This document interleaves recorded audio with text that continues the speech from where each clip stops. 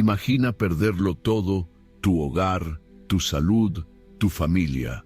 No porque hayas hecho algo mal, sino porque Dios quería demostrar un punto. De todos los libros de la Biblia, el libro de Job tiene la reputación de ser el más injusto. Ahora bien, uso la palabra injusto con precaución, porque también creo que esta historia es una obra maestra.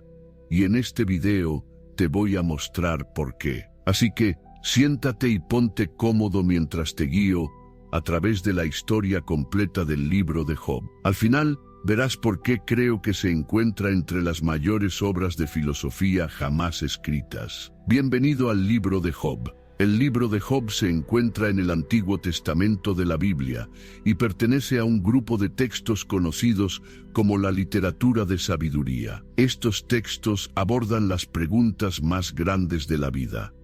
Pero Job enfrenta la más grande de todas: ¿por qué le suceden cosas malas a las personas buenas? Lo hace a través de una premisa sencilla: la historia de Job, un hombre que pierde todo a pesar de no haber cometido ni un solo pecado. Antes de comenzar, el libro de Job puede dividirse en algunas secciones, un prólogo y un epílogo, que están escritos en una prosa sencilla y fácil de leer.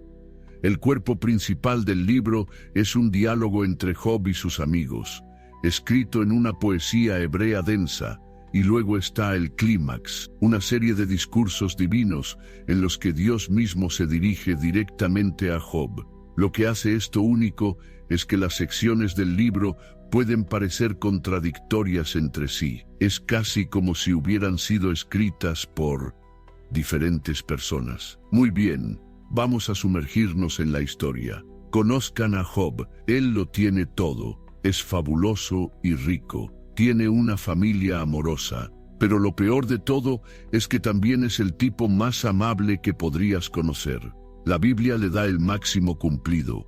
Él es, cito, íntegro y recto, temeroso de Dios y apartado del mal. En otras palabras, es una persona buena en todos los aspectos y el conejillo de Indias perfecto para un pequeño experimento. En el cielo, Dios convoca su tribunal divino, reuniendo a todos sus ángeles ante él. Entre ellos está una figura conocida simplemente como el adversario, o en hebreo, el Satanás. Dios nota a este ser misterioso y le pregunta: ¿has considerado a mi siervo Job? No hay nadie como él en la tierra, un hombre íntegro y recto. El Satanás sonríe con sorna. Él cree que Job solo es leal a Dios porque lo ha bendecido con riqueza y una gran familia. Quita todo eso y Job seguramente se volverá contra él. Extiende tu mano y toca todo lo que tiene, y te maldecirá en tu cara. Dios acepta una pequeña apuesta para probar si Job realmente es un siervo leal. Dios permite que el Satanás destruya todo lo que posee Job, pero le prohíbe dañarlo físicamente, y con eso el Satanás parte hacia la tierra. En un solo instante, Job ha perdido todo su ganado, sus siervos, su familia. Job se levanta y entonces comienza a adorar. El Señor dio y el Señor quitó, bendito sea el nombre del Señor. Al día siguiente, Dios convoca otro consejo. A pesar de haber perdido, parece que Job ha pasado la prueba. Se ha negado a maldecir a Dios. Satanás se ríe, pero aún no está convencido. Después de todo, Job todavía tiene una cosa: su salud. Dios acepta aumentar la apuesta del desafío. Ahora Satanás tiene permiso para infligir dolor a Job, para ver si incluso entonces permanecerá leal. Satanás viaja a la tierra una vez más y golpea a Job con llagas dolorosas de la cabeza a los pies. Débil por su aflicción, Job se resigna a su destino y se acurruca en un montón de cenizas fuera del pueblo. Ahora realmente ha perdido todo. Pronto su esposa lo encuentra, pero está lejos de ser compasiva. ¿Aún mantienes tu integridad? Maldice a Dios y muere.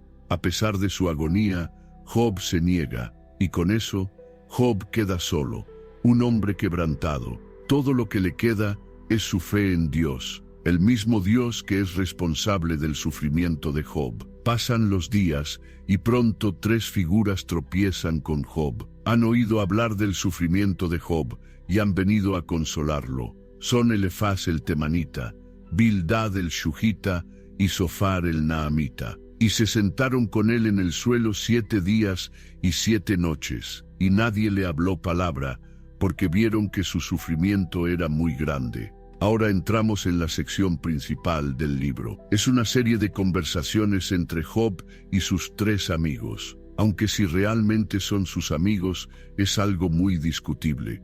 El primer amigo se acerca, Elifaz el temanita. En su opinión, Dios nunca actúa sin razón, así que Job debe haber hecho algo para molestarlo. Elifaz cree que el sufrimiento de Job es un castigo enviado por Dios.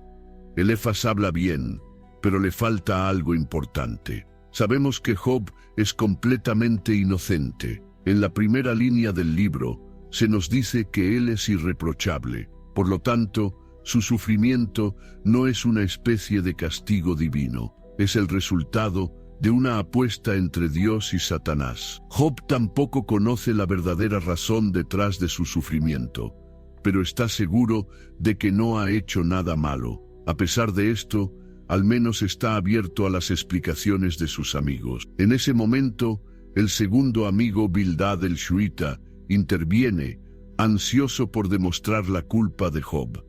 Bildad adopta un enfoque diferente, y si el sufrimiento de Job no es culpa suya, sino de su familia, incluso sugiere que los hijos de Job provocaron la ira de Dios y que Job está pagando el precio de sus pecados. Culpar a los hijos de Job, eso es un golpe bajo, incluso por parte de Bildad.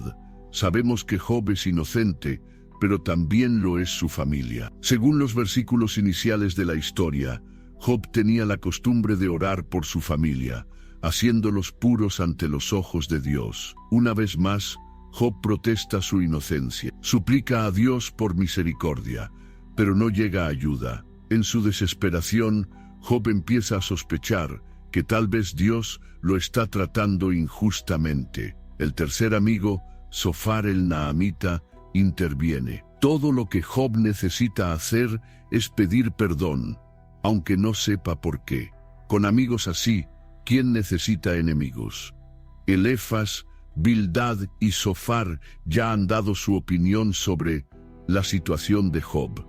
Cada uno está convencido de que Job ha hecho algo malo, aunque ninguno puede decir exactamente qué. Los 3 amigos comparten una visión del mundo. El universo es predecible. Dios bendice a los buenos y castiga a los malvados. Es un principio que se encuentra a lo largo del Antiguo Testamento. Ojo por ojo, diente por diente. Pero eso no se aplica aquí, y Job también lo sabe. A lo largo de los diálogos, Job se convence de que los amigos no saben de lo que están hablando, y eso le da una idea a Job. Quiere llevar a Dios a juicio. Sí, así es. Quiere que Dios mismo se presente en un juicio. Pero yo hablaría al Todopoderoso y deseo discutir mi caso con Dios, aunque me cueste la vida. Job quiere encontrarse cara a cara con Dios y hacer que Dios responda por sí mismo. Esta metáfora del tribunal continúa. Job decide que necesitará un abogado, alguien que defienda su caso ante Dios, porque yo sé que mi Redentor vive y al fin se levantará sobre la tierra, y después que haya destruido esta piel, en mi carne veré a Dios. Para los amigos, el lenguaje de Job contra Dios roza la blasfemia. Están frustrados con Job y sus obstinados intentos de probar su inocencia. Para este momento, toda conversación civilizada se ha roto. Los amigos recurren a inventar crímenes, comenzando con Elifaz. Dado que Job mismo fue una vez rico, Elifaz ahora sospecha que Job debe haber oprimido a los pobres. ¿No es tu maldad abundante? ¿No has dado agua al cansado para bebes y has retenido el pan al hambriento? En este punto, Job ya no le importa lo que los amigos tengan que decir. Sabe que están actuando de mala fe. Sus argumentos son irrelevantes, especialmente porque Job cree que va a ganar su demanda contra Dios. Y entonces sucede algo inesperado. Un intruso entra en la historia, alguien que aún no hemos conocido, un joven llamado Eliú, el Bosita. Todo este tiempo, Eliú ha estado escuchando a Job y a los amigos, y se ha ido frustrando cada vez más. A pesar de su juventud, Eliú está convencido de que puede tener éxito donde los amigos han fracasado.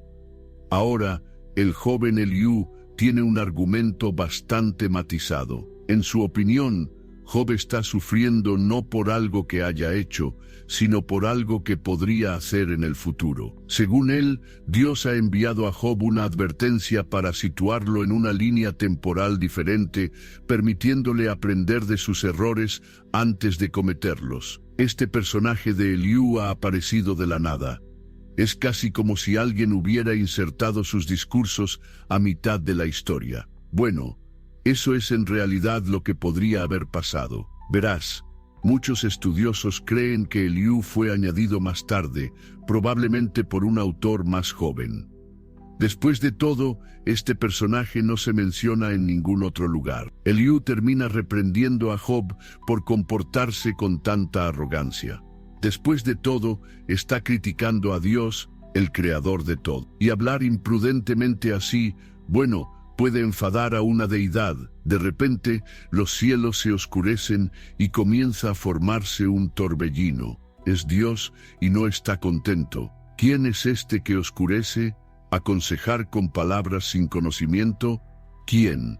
Yo. Dios ha estado escuchando el debate de Job con sus amigos y no está complacido con lo que Job ha dicho sobre él. Hablando desde un torbellino, Dios ha llegado para resolver el asunto de una vez por todas. Bueno, más o menos. En los discursos que siguen, Dios lleva a Job en un recorrido por el universo y le muestra a Job lo pequeño que realmente es. ¿Dónde estabas tú cuando puse los cimientos de la tierra? ¿Has mandado tú la aurora desde que nacieron los días? ¿Puedes atar las cadenas de las Pléyades? En este punto, estoy seguro de que el pobre Job está entendiendo la idea. Dios es infinitamente más poderoso que él. ¿Quién es Job? Un mortal insignificante para cuestionar a su creador. Pero Dios no ha terminado. Ahora lleva a Job en un recorrido por el reino animal, su reino. ¿Sabes cuándo dan a luz las cabras montesas?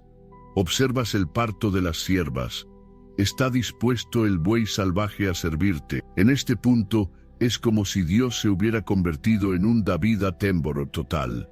Pero Dios tiene una cosa más que mostrarle a Job, y resulta ser uno de mis momentos favoritos en la Biblia. Delante de Job hay dos criaturas colosales, los seres más magníficos que jamás hayan adornado la creación. La primera es Behemoth, la bestia de la tierra. He aquí a Behemoth, a quien hice como a ti. He aquí su fuerza en sus lomos. Sus huesos son tubos de bronce, sus miembros, barras de hierro. Sea lo que sea esto, el Behemoth ciertamente pone el dios en Godzilla. Ahora, los estudiosos bíblicos creen que esta criatura está basada en un ser real, animal, especialmente dada la siguiente descripción. Bajo la planta de loto yace resguardado entre los juncos y en el pantano. Si adivinaste un hipopótamo, estarías en lo correcto. O tal vez has visto mi video sobre bestias bíblicas. De cualquier manera,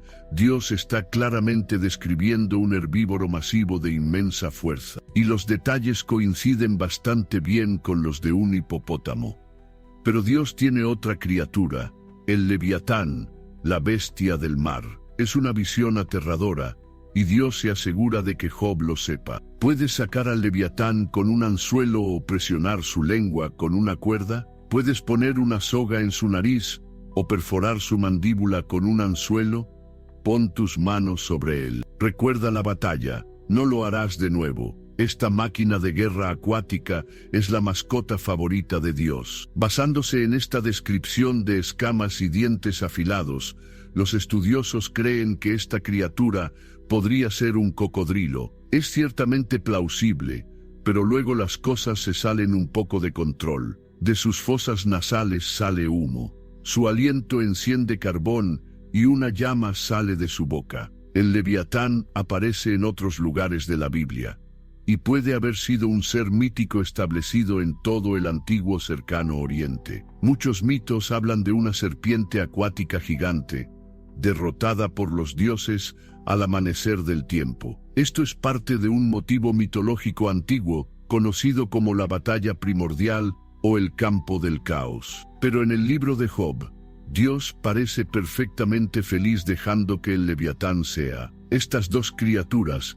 parecen epitomizar el salvajismo de la creación, hermosas pero mortales. Y con ese maravilloso recorrido por la creación, Dios concluye sus discursos divinos. Ha mostrado a Job las maravillosas obras del mundo y ha puesto a este pequeño mortal en perspectiva. Es impresionante, pero realmente no ha respondido a la pregunta original. A lo largo del libro, Job se ha quejado de que Dios no sostiene la justicia en su creación e incluso lo ha tratado injustamente. La respuesta de Dios es: mira esto. Es una respuesta desconcertante, pero tal vez se está haciendo un punto más profundo. El universo en toda su inmensidad no opera según las reglas que nosotros los humanos inventamos. Otro detalle curioso sobre los discursos divinos es que Dios nunca menciona los eventos del prólogo, ni siquiera su apuesta con Satanás. Pensarías que eso sería relevante, ¿verdad? Sin embargo, Job finalmente responde a Dios, y lo que sigue son las líneas más enigmáticas de toda la Biblia.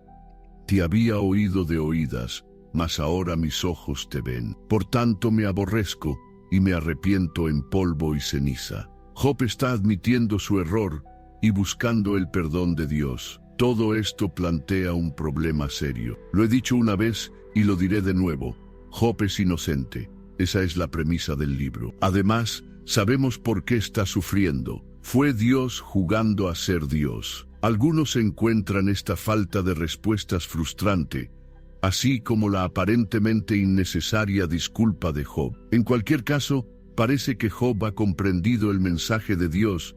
Los caminos de Dios son simplemente demasiado inescrutables para que los humanos los entiendan verdaderamente. Y con eso, la sección de poesía del libro llega a su fin, y el estilo vuelve a la prosa sencilla de la introducción. Dios se dirige a Elifaz y a los amigos, ardiendo de ira: mi ira arde contra ti y tus dos amigos, porque no habéis hablado de mí lo que es correcto, como lo ha hecho mi siervo Job. A pesar de toda su pose y filosofar, los amigos habían sido demostrados incorrectos por Dios. En cambio, fue Job quien tenía razón todo el tiempo. Espera, ¿qué? Job no puede tener razón en todo, ¿verdad? A lo largo de la historia, Job ha acusado a Dios de estar enojado, ser violento, implacable, poco servicial e incluso su enemigo. Job ha sido abiertamente despectivo contra Dios. Por eso, que Dios alabe a Job resulta un poco confuso. El libro ahora se acerca a sus líneas finales, pero la historia tiene un último truco bajo la manga. Después de que Job oró por sus amigos, el Señor restauró sus bienes y le dio el doble de lo que tenía antes. Después de todo lo que Job ha pasado, Dios finalmente lo restauró a su antigua gloria: nuevos animales, nuevos sirvientes e incluso una nueva familia. Aunque muchos han notado que el texto no dice nada sobre restaurar la salud anterior de Job. Como en cualquier buen cuento de hadas, Job y su nueva familia vivieron felices para siempre. Y después de esto, Job vivió 140 años y vio a sus hijos y a los hijos de sus hijos, 4 generaciones. Y Job murió siendo un anciano y lleno de días. El libro de Job es una historia rica y sinuosa, desde la apuesta cósmica entre Dios y Satanás, hasta el peso filosófico de los diálogos y las vívidas imágenes de la discursos divinos. La pregunta clave que los lectores tienen sobre el libro de Job es esta: ¿realmente el libro nos dice por qué le suceden cosas malas a las personas buenas? Si se aíslan ciertas partes de la historia, podrías pensar que la respuesta es clara. Al principio, es el resultado de una apuesta única entre Dios y Satanás. Pero en los diálogos, la razón cambia completamente a los amigos. El sufrimiento de Job es un castigo, simple y llanamente. Para Job es porque la creación misma es injusta y que Dios está manipulando el sistema. Y si le preguntas a Dios, mira, un leviatán, cuando juntas estos elementos, no hay una respuesta sencilla. De hecho, el libro se contradice activamente a sí mismo, ofreciendo múltiples perspectivas sobre el problema del mal, dejando a la audiencia cuestionándolo todo. Y por eso creo que este libro es una obra maestra, porque no hay una única respuesta correcta que resuelva la historia. Si esto es intencional o no, es un tema de debate. Los estudiosos bíblicos señalarán la compleja historia editorial del texto, sugiriendo que comenzó con los diálogos y luego fue ampliado por escritores posteriores, cada uno aportando su propio punto de vista. Es casi como si el libro estuviera en conversación consigo mismo. Entonces, ¿es el libro de Job la historia más injusta de la Biblia? Quizás, pero en última instancia, eso depende de ti. Espero que mi narración y comentario te hayan inspirado a leer esta antigua historia. Solo toma un par de horas, así que he proporcionado un enlace en la descripción si quieres comenzar. Mientras tanto, hay un personaje en la historia que se va sin dejar rastro, Satanás. Si tienes curiosidad sobre la figura más esquiva del libro de Job, mira mi video reciente sobre el paraíso perdido, donde exploro el destino trágico de la estrella más brillante del cielo. Gracias por ver. Realmente espero que hayas disfrutado este video. Si te gusta y quieres ver más, ¿por qué no te suscribes? Un me gusta y un comentario también ayudan muchísimo. Ahora, si quieres apoyar el canal y acompañarme en la creación de más videos como este, no olvides visitar mi Patreon. Recientemente he lanzado una sesión exclusiva de preguntas y respuestas, así que no te la pierdas. Aquí tienes un fragmento. ¿Hay algo interesante en la etimología de los nombres bíblicos? Sí, claro. La Biblia está llena de personajes y de personajes con nombres interesantes. Abraham está relacionado con la palabra padre, y eso tiene sentido porque él es el padre de la nación. Otras veces son como bromas o juegos de palabras. Estoy pensando en Adán, que está relacionado con la palabra Adama, que significa barro, porque Dios hizo a Adán del barro. Es como una pequeña broma ahí. En fin, espero verte la próxima vez. Adiós.